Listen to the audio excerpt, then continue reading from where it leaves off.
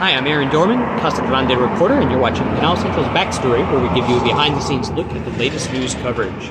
So, this was a huge event this past Saturday. It was the Trump rally, Trump Save America, in Florence, Arizona. Drew tens of thousands of attendees.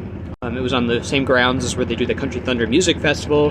And regardless of what you think of the president, former President Trump, it was a historic event. It's the first time a former or sitting president has attended or done this kind of event within Pinal County. So there was that. I thought it'd be interesting for the backstory to talk about what it was like covering it as a journalist. Obviously, Donald Trump has had a tenuous and sometimes contradictory relationship with the press. On the one hand, he's making frequent references to the crooked media and all that stuff. On the other hand, an event like, he does rallies like this that totally feed and are dependent on outsized media coverage, including local media such as ourselves, and the national media too, as is sitting next to someone at the event from Sweden, and conservative media. So anyway, first, I would say as a reporter that I was pleasantly surprised. Everyone we talked to at the event, for the most part, was certainly willing to speak with us and give their opinion or answer our questions, really not any more or less than any other events I've covered, so that was wonderful and helpful.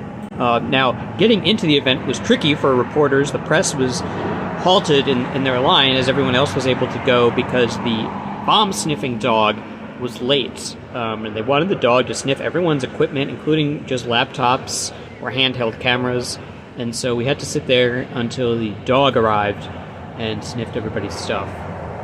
So, also, I haven't covered too many huge events like this, but at the last one, at Country Thunder, for instance, there was a trailer for the media to conduct all their work, and there was also Wi-Fi so we could file our stories in the moment. There was no Wi-Fi, so we're using mobile hotspots off cell phones to try to file our photos and everything during the day. And also, where they had the press sitting was just this open area where it was close to where the speakers were, but it was also in a place where sort of the rest of the attendees could sort of watch and gape and gawk at us as we're filing our stories. Sort of just dozens of reporters and stuff sitting on these tables with their laptops or cameras and whatnot.